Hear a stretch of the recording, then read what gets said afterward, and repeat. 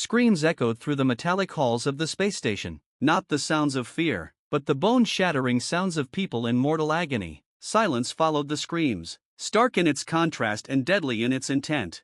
Tomath flicked her long pointed ears and huddled further under her parents' bed. She was scared, more scared than she had ever been in her 9 years of life. Another sound this time, loud cracks like bones snapping or maybe gunshots. She tried to cover her ears with her four-fingered hands, but it was no good. Her hearing was too good. As a final resort, she tried to stuff the ends of her small blanket into her ears, and it seemed to help a little. She was confused. Father and mother had left her alone as they did. She was plenty old enough to take care of herself. That's what Papa kept telling her anyways. Now, as the sounds of chaos and death drew nearer, she was no longer so sure of herself. She hugged her long otter-like tail to her chest as she lay curled on her side under the bed. The bad sounds were coming, and yet here she sat like a scared little knot, just waiting to be snapped up like a tasty morsel. She uncurled. No, she would not be taken so easily. She crawled out from under the bed slowly, her retractable claws unsheathing of their own accord in response to the mounting stress she was feeling. She wasn't sure what was coming. It could be pirates, marauders, or worse. For all she knew, the station was under attack by anti-Unity extremists. Abratham Station wasn't much of a target though, and the army of mining drones that it piloted were worth even less. Her own parents were drone operators, and they traveled a lot. They had only been on the station for a few months so far. She looked around the room as she tried to remember where she had put her backpack after getting home from classes the other day. After scrambling around a bit, she found it draped across the side of the living room sofa. She snatched it and emptied the contents across the floor. Books and small data slates went scattering across the floor as she rushed off towards the kitchen. She quickly grabbed some preserved meat from the fridge and stuffed it in her bag along with some water, scissors, and a knife from the kitchen counter.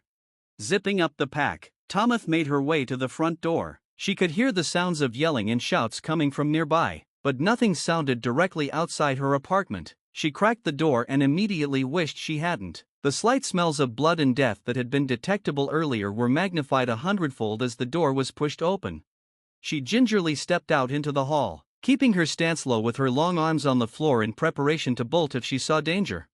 But there was nothing. No danger. No bad guys with knives and guns and murderous intent. No. She looked both ways into a slightly curving hallway that was eerily quiet, like a tomb.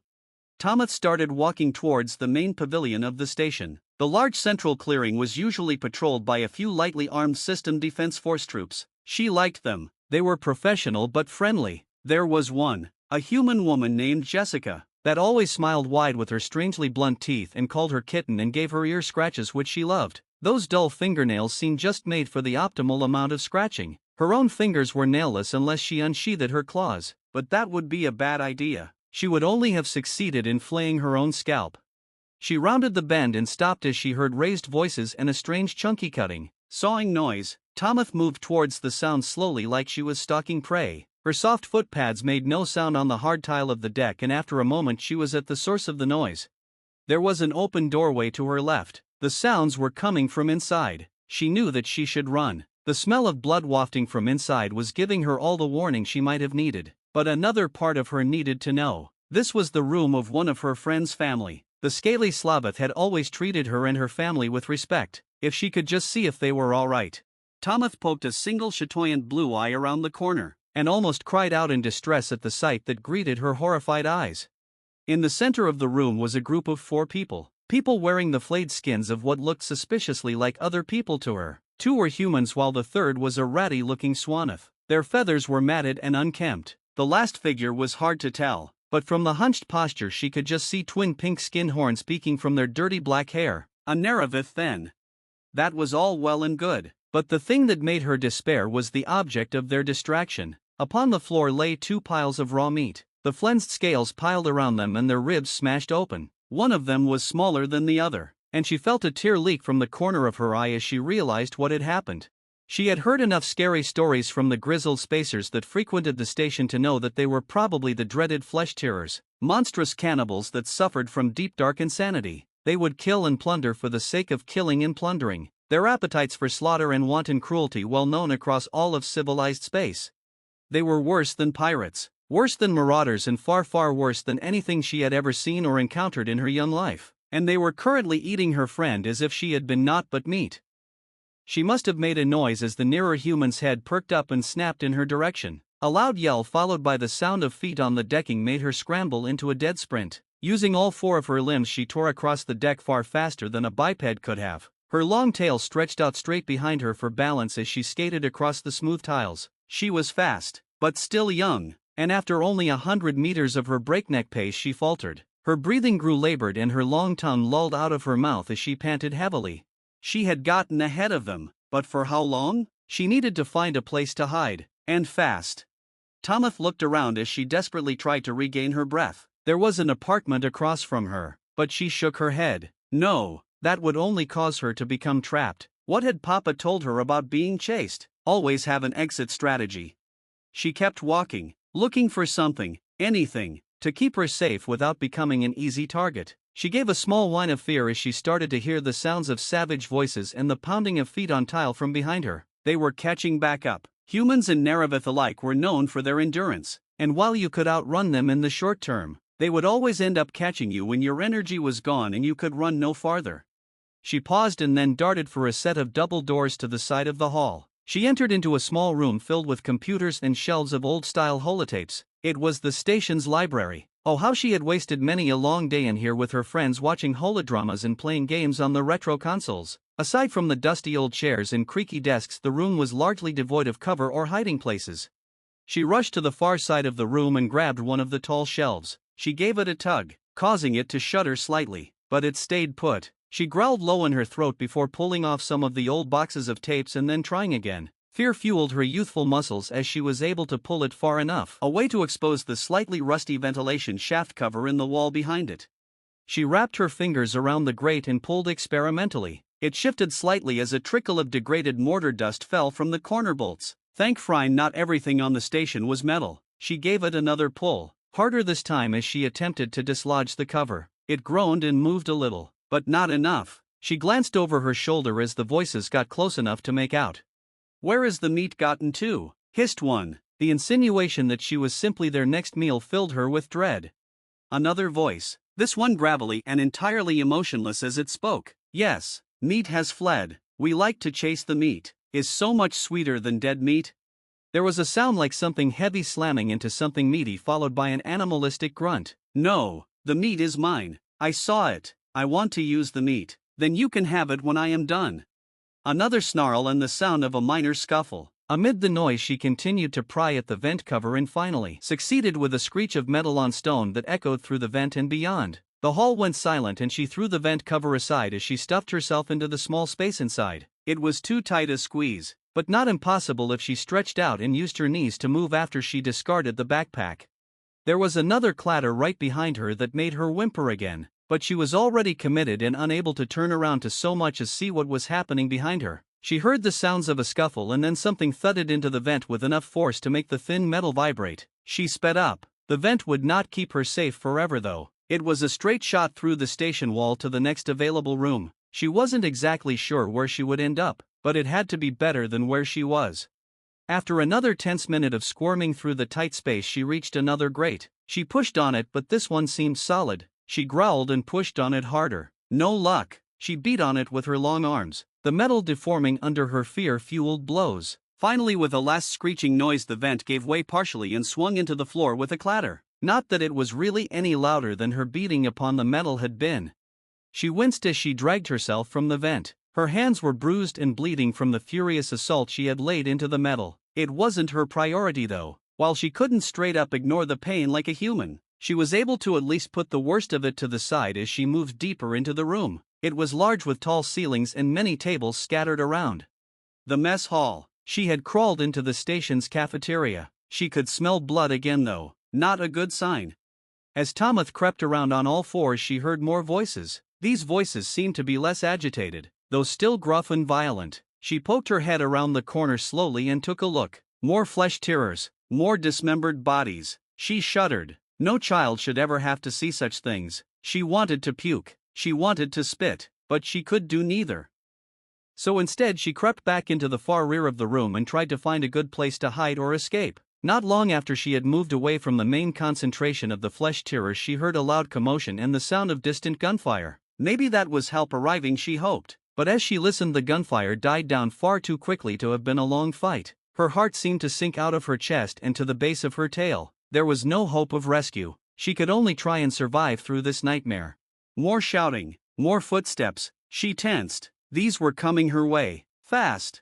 She moved to hide behind one of the nearby tables, hoping that the chairs would serve to shield her given the low light conditions. She could see easily, however. Her species had superior night vision and her reflective eyes lit the room as if by torchlight despite the gloom. Her people, the Yaun, had evolved on a world covered in huge trees, the perpetual gloom of the underforest giving rise to their extraordinary sight. The same 4 cannibals rushed into the main part of the room, the lead human pointing towards the vent she had climbed from. Meat has escaped. I told you that small one would try to run and hide. Meat is too scared. Fear makes meat more sweet though. Another of the tirers agreed, their voice like raw acid pouring directly into her ears. Yes, we will cut and slice and cut the meat. Meat so sweet it sings, screaming songs of singing sweet meat, they seemed to say in a sing-song manner. The stories were true, she thought. They must be utterly insane. Something about the depths of space could drive a man to slaughter his fellows, instilling an insatiable hunger into their very soul. She shivered again and ducked her head lower as one of the humans looked in her way. They couldn't see her, could they? Her question was answered to her horror as the human slapped the other flesh-tearer and spoke. Meat is there, meat hoarder. The grimy Tomath was the first to leap into action, their light body making them quick in a way that the heavier humans and Neravith weren't. Tomath darted out from under the table just as the screeching avian alien landed on top of it, their arm wings spread wide in a threatening display.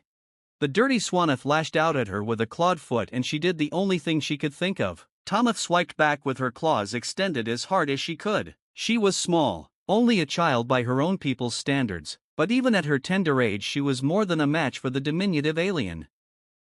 Her claws sliced through feathers and flesh alike. The bright spray of dark green arterial blood misted the air as the thing was sent flying back into the ground from the force of her attack. She felt pain. At least one of her claws had snapped off at the root as it embedded itself in the creature's breastbone, but she had fared far better than her attacker. The Tomath convulsed, its body leaking spurts of its poisonous green blood. She fled, the two-tone warble of pain becoming a rasping gurgle as the flesh-tearer died choking on its own vital fluids. Instead of being angry, the other flesh-tearers seemed amused by her actions. The lead human grunted loudly after her as she fled. A clean kill. It is bad to eat this meat though. Leave it, we will catch new meat for pack. Tomath didn't catch the rest of what was said though as she made her way to the main doors. She skidded to a stop in the hall and yelped as she saw another 2 of the cannibals not more than 10 meters distant. She tore down the hall in the direction she had heard the gunshots from earlier in the hope that she might find help. She might have made it farther had something not smashed her in the shoulder, knocking her from her feet in an explosion of pain. She tried to stand again but cried out in pain. She felt wetness on her fur and looked down. She was bleeding. She looked over her shoulder at the 2 cannibals who were now advancing on her. One held what looked like some sort of large spiked cudgel, and the other held a gun of unknown make. It looked cobbled together from pipes and fittings, the scope little more than a can with a wire cross sight, but it had been enough to put her down. And now she would die and have her body consumed by the vicious cannibals. She would have cried had she not been so terrified. She whimpered as she tried to crawl away with her remaining good arm, but then something even more terrible happened. No, that meat is mine. Back off from my new meat. It was the voice of the large bloody human. She heard footsteps and then she was grabbed by the back of her shirt and roughly dragged across the floor back towards the cafeteria. She cried. She struggled but all it was met with was a kick to the side and violent threats that made her gasp. The human threw her to the ground and she curled into a tight ball as the 3 of them surrounded her. The Neravith drew a large knife from somewhere under their skin robes and waved it in the air. Do we carve now? Please let me carve the meat. Meat so tender, flesh so sweet. The larger human growled. No, this meat gutted my soft and warm like it was base meat itself. They will be my new soft and warm. You will share the meat only when I say to share. I am pack and you are not. That seemed to elicit a reaction out of the Neravith who spat a challenge. Well, I want to be pack now. You are always pack. You are greedy hunger lover. She didn't even see what happened, but the human in charge moved so fast that she jerked in surprise. One moment they were across from her, then the next they held the skinny Neravith by the throat with a huge hand, the other gripping their knife-holding wrist.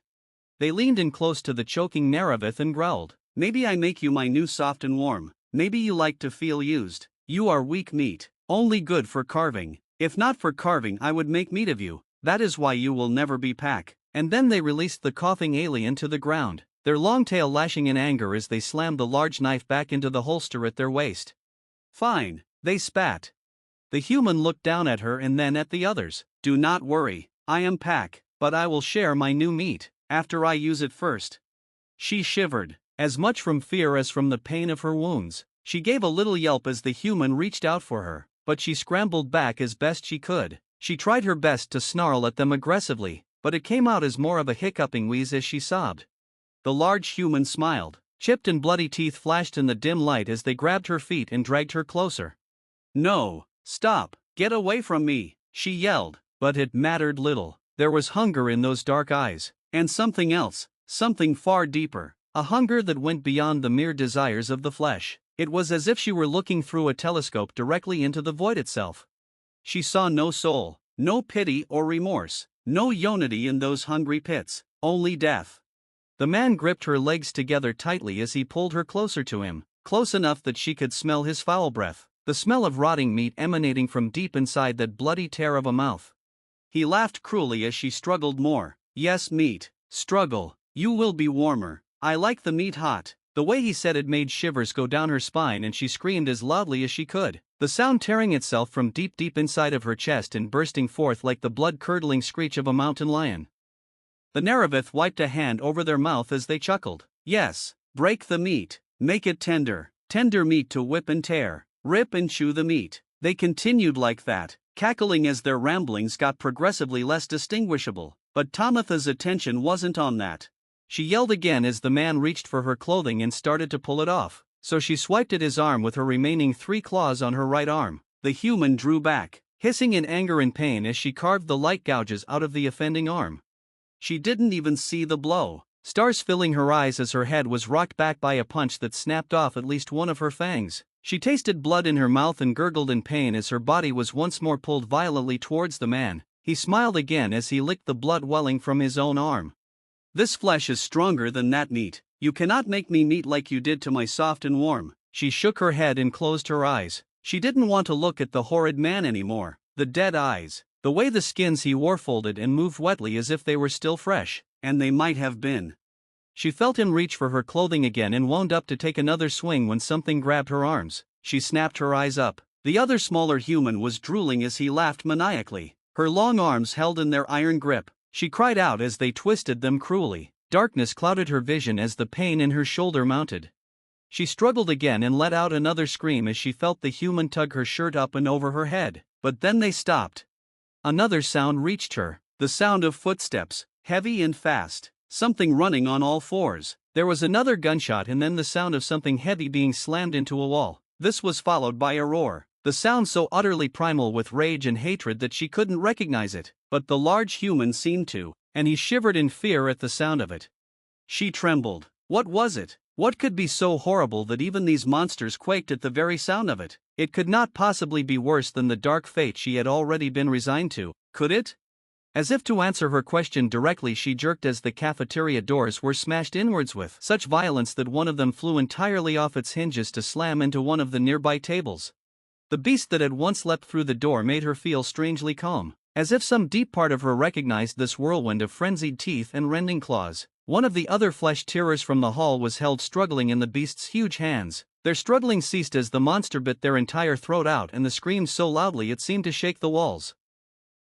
Let go of my daughter, you filth. She blanched. It was Mother, but she had never seen her mother like this. She was wounded and bleeding from multiple places on her muscular body, the fur of her face and hands stained with the blood of several different species.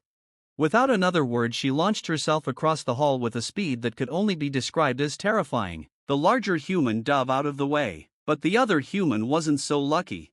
Tomath's arms were suddenly free as the man was slammed to the ground behind her. She struggled weakly, her body beaten and bruised from her experience as she watched the Neravith pull the knife and rush her with a yell of blood-maddened fury. Their heads snapped back with such violence that she actually heard their neck vertebrae shatter as a bright blue flower seemed to appear in the middle of their face. They crumpled to the ground as another roar echoed through the space. This time she was able to recognize the voice of her father. He burst through the door alongside a tall human female in a blood-stained blue uniform, the white congressional seal of the Union emblazoned across her shoulder as she raised the gun in her grip and fired it at the remaining cannibal. The large flesh-tearer dodged towards her father while drawing a knife. She screamed in terror at the sight, "Papa, look out!" But he reacted a little too slowly.